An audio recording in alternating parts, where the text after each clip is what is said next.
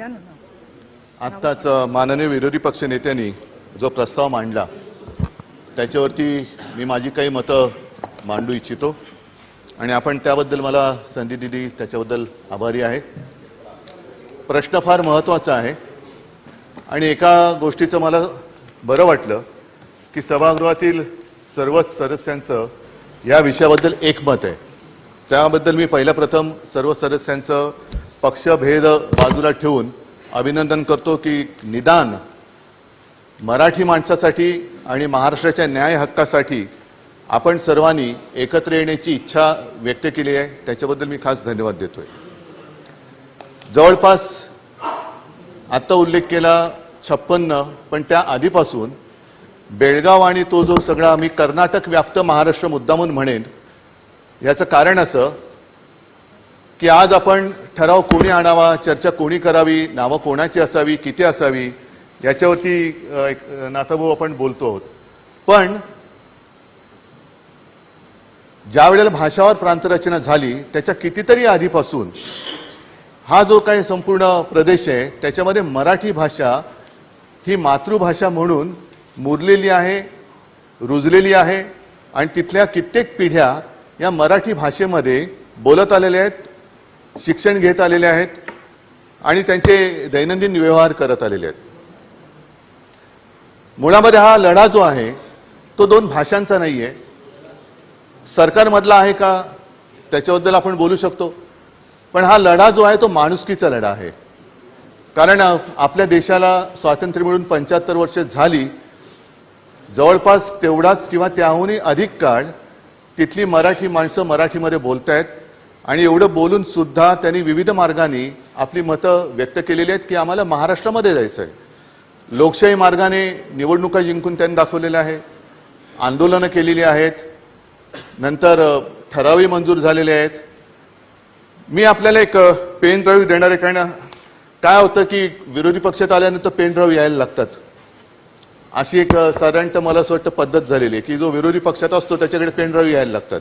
पण हा जो पेन ड्राईव्ह आहे या पेन ड्राईव्हमध्ये मी साधारणतः 70च्या दशकात महाराष्ट्र सरकारनेच एक फिल्म केलेली आहे, केस फॉर जस्टिस। ती फिल्म मी मुद्दामून आणलेली आहे। या फिल्मचा जो एक उद्देश होता तो उद्देश अत्यंत स्पष्ट आहे।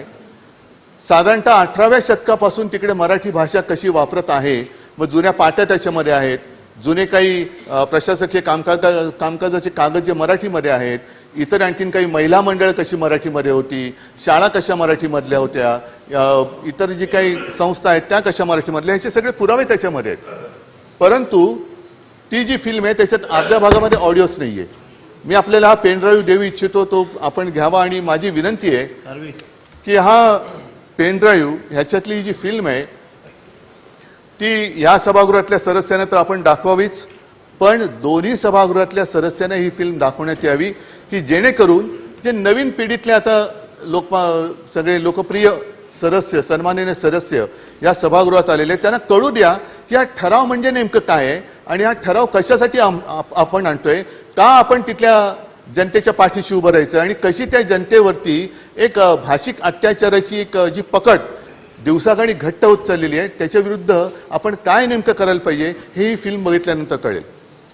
या विषयावरती पूर्वी महाजन रिपोर्ट म्हणून एक रिपोर्ट आला होता, मला वाटतं आपल्या हिंदुस्थानचे माजी सरन्यायाधीश महाजन, आणि त्यांनी तो रिपोर्ट दिला होता। त्या रिपोर्टची चिरफाड करणारं पुस्तक आपले महाराष्ट्राचे माजी मुख्यमंत्री बॅरिस्टर अंतुले साहेब त्यांनी लिहिलेलं आहे। ते पुस्तक पण जर आपल्या इकडे असेल तर तेही सर्वांना द्यावं, नसेल तर एक कॉपी मी ती आपल्याला देतो आहे। ही झेरॉक्स कॉपी मला सापडली, कारण आता ओरिजिनल पुस्तकं सुद्धा आता दुर्मिळ झालेली आहेत। म्हणजे हळूहळू करत हा जो सगळा काही एक मराठीचा ठसा आहे तो तिथला पुसण्याचा प्रयत्न होतोय। मी जे म्हणालो की हा जो प्रश्न आहे तो नुसता भाषावर प्रांतरचनेचा नाहीये तर माणुसकीचा विचार आहे, माणुसकीने वागलं पाहिजे।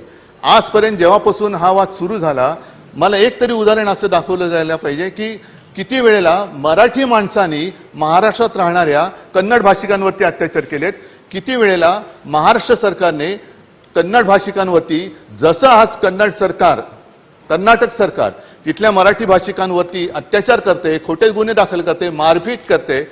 हा ठीक आहे, मी असं मध्ये ऐकलं की काही जणांनी ह्या किंवा खालच्या सभागृहात सांगितलं असं मी ऐकलं, कारण मी तेव्हा उपस्थित नव्हतो, की आम्ही सुद्धा लाट्या खाल्ल्या, तुम्ही काय सांगताय. पण तुम्ही लाट्या खाल्ल्यात तेव्हा तुम्ही आमच्या पक्षात होता, आता तुम्ही सीमा पार करून दुसरीकडे गेलात आणि तेव्हा लाट्या खाल्ल्या म्हणून आता गप्प बसणं हा असा त्याचा अर्थ होत नाहीये. मग प्रश्न मुद्दा हाच येतोय की किती काळ आणखी मराठी माणसाने लाट्या खायच्या, काठ्या खायच्या, अत्याचार सहन करायचे, रक्त सांडायचं, किती किती काळ करायचं. आपण आज नुसतं चर्चा करायची आहे, किती काळ आपण चर्चा करणार आहोत आणि काय चर्चा करणार आहोत. जसं कर्नाटक सरकारने एक भूमिका मांडली की 1 इंच सुद्धा जागा आम्ही महाराष्ट्राला देणार नाही, एवढी धमक आपल्यामध्ये आहे का, आपण मांडू शकतो का. खरं म्हटलं तर आज हा प्रश्न सुटायला जेवढी पूरक परिस्थिती आहे तेवढी यापूर्वी असेल, पण सोडवला गेला नाही. ती का आहे, कारण कर्नाटक, महाराष्ट्र आणि दिल्लीमध्ये एका पक्षाचं सरकार आहे, एका पक्षाचं सरकार आहे. दोन्ही मुख्यमंत्री केंद्रात बसलेल्या माननीय पंतप्रधानांना आपला नेता मानतात, गृहमंत्र्यांना आपला नेता मानतात. परंतु गेल्या 8-15 दिवसापूर्वी जसं आज आपले मुख्यमंत्री दिल्लीत गेलेत, खरं त्यांनी महाराष्ट्राचा विषय इकडे सोडून दिल्लीत जाण्याची गरज नव्हती, पण दिल्लीत गेलेत. दिल्लीत गेल्यानंतर ह्या विषयावरती ते बोलणार आहेत का. मग गृहमंत्र्यांबरोबर जी चर्चा झाली, दोन्ही मुख्यमंत्री एकत्र आले आणि सर्वोच्च न्यायालयात हा जोपर्यंत खटला दाखल आहे, प्रलंबित आहे, तोपर्यंत जैसे ते परिस्थिती ठेवायची. ही परिस्थिती कोणी बिघडवलेली आहे. कर्नाटक आणि महाराष्ट्राचा जो काही सीमावाद आहे, हा प्रश्न सर्वोच्च न्यायालयात गेल्यानंतर एक एक पावलं पुढे कोण टाकत गेलेलं आहे. महाराष्ट्र टाकत गेलंय का, कर्नाटक टाकत गेलेलं आहे. आणि जर मी चुकत नसेन तर सर्वोच्च न्यायालयात ही केस गेल्यानंतर कर्नाटकाने बेळगावला उपराजधानीचा दर्जा दिला. हे जर का मी चुकत नसेल तर ते नमूद केलं गेलं पाहिजे. आणि बेळगावचं नामांतर केलं गेलेलं आहे. मराठी भाषेवरती अत्याचार केले गेलेले आहेत. आम्ही साधा इकडे कायदा केला की आपल्या इथल्या दुकानांच्या पाट्या मराठीत पाहिजेत, तर त्याच्या विरुद्ध लोक कोर्टात गेलेत. पण तिकडे मराठीमध्ये पाटी लावली किंवा मराठीमध्ये बोललं, महाराष्ट्रात जायचं बोललं तर राजद्रोहाचा गुन्हा दाखल केला जातो. कुठे आहेत आपण. एका देशातली 2 राज्य असल्यानंतर ह्या तंटा सोडवण्याची जबाबदारी आहे कोणाची. केंद्र सरकार पालक म्हणून पालकासारखं वागतंय का. सर्वोच्च न्यायालयात खटला दाखल केल्यानंतर आपल्या सरकारकडनं ज्या आग्रहीपणाने कर्नाटक सरकार भूमिका मांडते तशी भूमिका आपलं सरकार मांडताय का. आम्ही होतो ठीक आहे, आम्ही काय केलं, तुम्ही काय केलंय हे ठेवा बाजूला, आपण काय करणार आहोत हा आजचा महत्वाचा प्रश्न आहे. आणि माणुसकीचा प्रश्न जो बोललो तो हाच आहे की शिवसेनेने एक प्रयत्न केला होता. नाथाभाऊ आपण म्हणाले की हा ठराव शिवसेनेतर्फे आहे, कारण आहे आमचा सगळ्यांचा जिव्हाळ्याचा प्रश्न आहे. 69 साली ज्या वेळेला सीमावादावरनं एक आंदोलन पेटलं होतं, मी त्या आंदोलनात सहभागी नव्हतो. मी उगाच सांगणार नाही मी बाबरीच्या आंदोलनात होतो, या आंदोलनात होतो, मग गोळ्या कशा जाताना पाहिल्या. आणि पण त्या वेळेला ती जी घटना घडली तेव्हा मी तिकडे माझ्या आईसह उपस्थित होतो. प्रसंग काय होता की तेव्हाचे उपपंतप्रधान मोरारजी भाई देसाई हे मुंबईत येणार होते. माहीमचा तो नाका आहे चर्चचा, तिकडे त्यांची गाडी थांबवली जाणार, ती थांबणार होती. एक सीमावासियांकडनं एक निवेदन त्यांना दिलं जाणार होतं आणि ते घेऊन मग ते निवेदन घडी करून खिशात टाकून ते जाणार होते. प्रत्यक्षात काय घडलं, मोरारजी देसाई आले पण बेगुमानपणाने ते त्यांची तर गाडी गेलीच, पण पायलट कार वगैरे दणा सगळं बाजूला करत उडवून, मग त्याच्यात एक आपलं फोटोग्राफर जखमी झाला. एका शिवसैनिकाच्या पोटावरनं गाडीचं चाक गेलं आणि अचानक तुफान लाठी हल्ला सुरू झाला, दगडफेक सुरू झाली, अश्रुधूर सुरू झाले. आणि त्याच्यानंतर त्याच पहाटे माननीय शिवसेना प्रमुखांना अटक झाली. 3 महिने शिवसेना प्रमुख त्यांच्यासोबत मनोहर जोशी, रत्नाजी साळवी हे येरवड्याच्या तुरुंगात होते. अनेक शिवसैनिकांची धरपकड झाली. खटला चालू राहिला. मुंबई जळत होती, 10 दिवस मुंबई जळत होती. पोलीस आणले, मिलिटरी आणण्याचा प्रयत्न झाला, पण मुंबई काही शांत होत नव्हती. माननीय शिवसेना प्रमुखांनी त्यावेळेला तुरुंगातून आवाहन केलं आणि एका क्षणात मुंबई शांत झाली. हे मी का सांगतोय की शिवसेना आणि हा सीमावाद, सीमा प्रश्न, त्यावेळेला तिथले जे सगळे नेते होते, बाबूराव ठाकूर होते, सायनाक होते, आणखीन काही मंडळी होती, ती यायची आमच्या घरी बैठका व्हायच्या, मग विविध प्रकारे त्याच्यावरती चर्चा व्हायची. हे लहानपणापासून मी ऐकत मी इथपर्यंत आलेलो आहे. म्हणजे जवळपास त्याच विषयाला आता 50 वर्ष होऊन गेली. 50 वर्ष हे विविध मार्गाने सगळं सांगतायत. आणि त्या पलीकडे जाऊन मी सांगतो की हे जरी सत्य असलं तरी त्याच सुमारास मुद्दामून शिवसेना प्रमुखाने एक प्रयत्न असा केला होता की जनरल करिअप्पा, किती जणांना त्यांचं नाव माहिती असेल कल्पना नाही, पण जनरल करिअप्पा आपल्या देशाचे एक सैनिक, त्यांना शिवसेनेने कर्नाटकातले ते असून सुद्धा हा प्रश्न सोडवण्यासाठी की आमचं तुमचं एक भाषेचं भांडण नाहीये, त्यांना शिवसेनेतर्फे उमेदवारी दिली होती. म्हणजे हा एक प्रकार आम्ही प्रयत्न करून पाहिला होता. आणि जनरल करियप्पांबद्दल मला मुद्दामून सांगायचं वाटतं की जनरल करियप्पा हे जनरल म्हटल्यानंतर सैन्यामध्ये होतेच, पण त्यांचा मुलगा सुद्धा सैन्यात होता आणि तो मुलगा तिकडे पाकिस्तानमध्ये युद्धबंदी होता. जेव्हा हे कळलं की इकडे हे जनरल होते तेव्हा त्यांना असं सांगण्यात आलं की तुमच्या मुलाला आम्ही सोडून देतो. तेव्हा करियप्पाने त्यांना सांगितलं की नाही, केवळ माझा मुलगा आहे म्हणून त्याला सोडायचं नाही, तो भारताचा सैनिक आहे.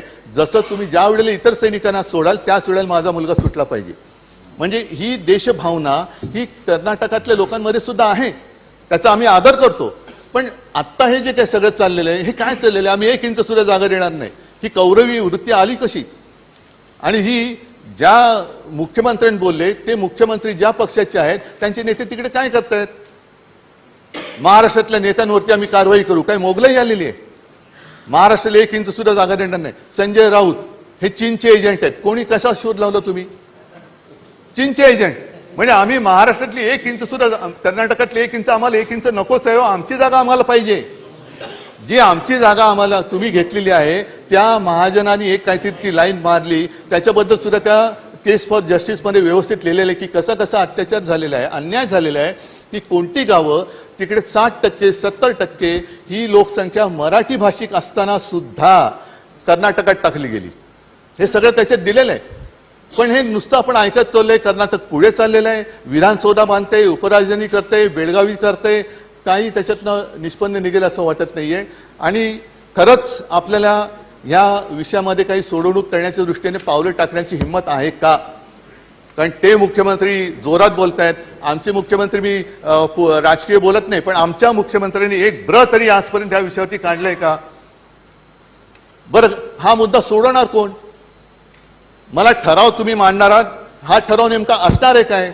काय आपण विचार केलेले, शब्दांकन केले का त्याचं?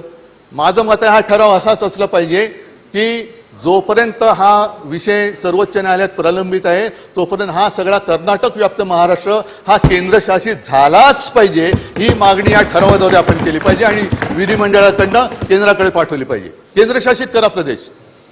कारण दरवेळेला हे अत्याचार होतात. आम्ही काय करतो, नुसत्या बसेसना काळं फासतो, 2-4 काचा फोडतो, पण तिकडे नाथा भाऊ, तिकडे त्या आपल्या मराठी माणसांना फरफटत नेलं जाते, लाठीमार केला जातोय. अगदी बेळगावच्या महापालिकेने महाराष्ट्रामध्ये जायचंय हा ठराव पास केल्यानंतर ती महापालिका बरखास्त करण्यात आली. आज मी ऐकतोय की आपल्या काही ग्रामीण भागातल्या काही त्या परिसरातल्या ग्रामपंचायतीने ठराव केले कर्नाटकात जाणार. काय करणार होतं आपण त्यांच्याबद्दल? काय त्यांच्याबद्दल आपण शिस्तभंग किंवा राजद्रोहाचा खटला टाकणार होत का, जसं तिथल्या महापौरांवरती टाकलं गेलं होतं? नाही, त्यांनी महापालिका बरखास्त केलीच ना. आपण ग्रामपंचायत बरखास्त करणार होत का? कोणत्याही पक्षाच्या असो. आम्ही एवढ्या ग्रामपंचायती जिंकल्या, आम्ही एवढ्या, हो तुम्ही जिंकल्यात, पण त्या जिंकलेल्या महापालिका ग्रामपंचायती जर महाराष्ट्राच्या विरुद्ध काही ठराव करत असतील तर तुम्ही अभिमानाने सांगणार आहात की ह्या आमच्या पक्षाने जिंकलेल्या ग्रामपंचायती आहेत का बरखास्त करणार आहात? काय करणार आहेत त्याचा सुद्धा निकाल आज लागला पाहिजे. आणि ठराव करणार असाल तर बाकी मला वाटतं चर्चा चरवण करू नका. ते च्युइंगम चावल्यासारखं काहीतरी तोंड हलवण्यासारखं करून त्यांची थट्टा करण्याची आता गरज नाहीये. गेल्या अनेक वर्ष पिढ्यानपिढ्या की लोक सांगतात. मला आठवतंय काही वर्षांपूर्वी मी कोल्हापूरला गेलो होतो, त्यावेळेला कोल्हापूरला मला तिथली ही आपण सीमा परिषद घेतली होती. लहान लहान मुलं येऊन त्यांनी 1-2 मुलांनी मला मिठ्या मारल्या होत्या आणि सांगले की आम्हाला वाचवा, आम्हाला कानडी शिकायची नाही, आम्ही मराठी आहोत, आम्हाला मराठी भाषा शिकायची आहे. त्यांना मराठीमध्ये शिक्षण नाकारलं जाते, रोजचे व्यवहार आहेत ते मराठीमध्ये नाकारले जातात. हे जर का आम्ही मागणी केली, ही जर मागणी आम्ही केली तर संपूर्ण देश आमच्यावरती तुटून पडेल की तुम्ही भाषिक आहात, तुम्ही प्रांतीय आहात, तुम्ही अमुक आहात, तुम्ही तमुक आहात. पण कर्नाटकाबद्दल काय, कर्नाटक ह्या देशाचं राज्य आहे की नाही? जर सर्वोच्च न्यायालयाचा निकाल आम्हाला बंधनकारक आहे तर कर्नाटकाला तो आहे की नाही? आणि सर्वोच्च न्यायालयात हा विषय प्रलंबित असताना जे कर्नाटक सरकार, बरं त्याच्यामध्ये एक विशेष, राज्य पक्ष सरकार कोणाचंही असो या प्रश्नाबद्दल ते एकजुटीने उभे राहतात. हे त्यांच्याकडनं आपण शिकण्यासारखी गोष्ट आहे, आपल्याकडे शिकण्यासारखी गोष्ट आहे. आणि मला अजूनही एकही कर्नाटकातला मंत्री असा माझ्या निदर्शनास आलेला नाही की तो महाराष्ट्रामध्ये येऊन बोललाय की जन्म घ्यावा तो महाराष्ट्रामध्ये घ्यावा, असं एक सुद्धा बोललेलं नाही. पण दुर्दैवाने आपले तत्कालीन आणि आजचे सुद्धा मंत्री हे कर्नाटकात जाऊन बोललेले आहेत की जन्म घ्यावा तो कर्नाटकामध्ये घ्यावा. असे जर का राज्यकर्ते महाराष्ट्रामध्ये असतील तर आपण किंवा त्या वादग्रस्त कर्नाटक व्याप्त महाराष्ट्रातल्या जनतेने न्यायाची अपेक्षा कोणाकडनं करायची?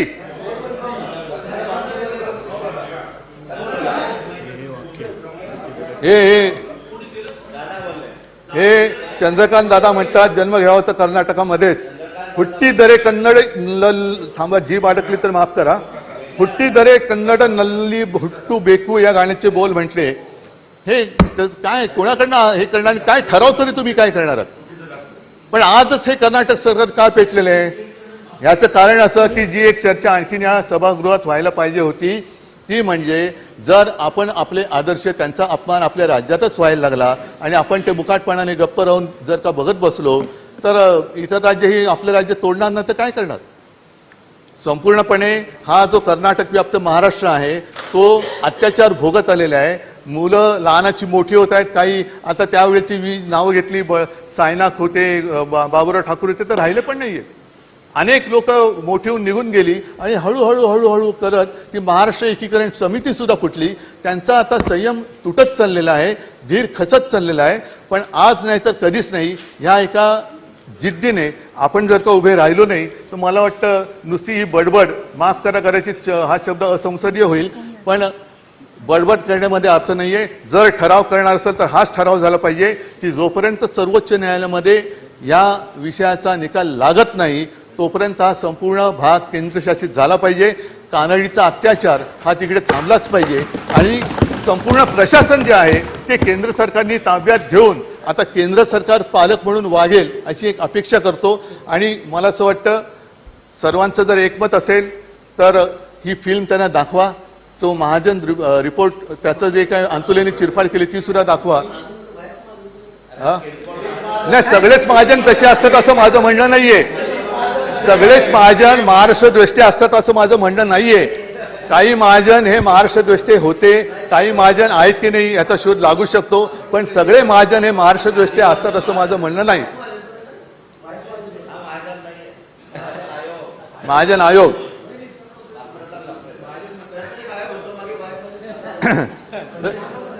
सगळेच महाजन तसे असतात असं नाही, पण म्हणून मी सांगतो की याची एक माहिती, कारण जर चर्चा होणार असेल, चर्चा करणार असू तर एका धाडसाने ती करण्याची गरज आहे आणि पूर्ण माहिती घेऊन ती करायला पाहिजे. बाकी चर्चा काय होणार त्यावेळेला तर मी असणारच आहे.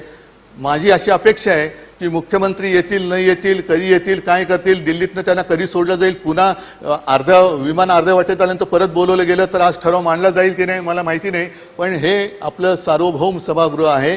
विधिमंडळाने हा ठराव आजच्या आज करावा आणि केंद्र सरकारकडे पाठवावा अशी माझी नम्र विनंती आहे.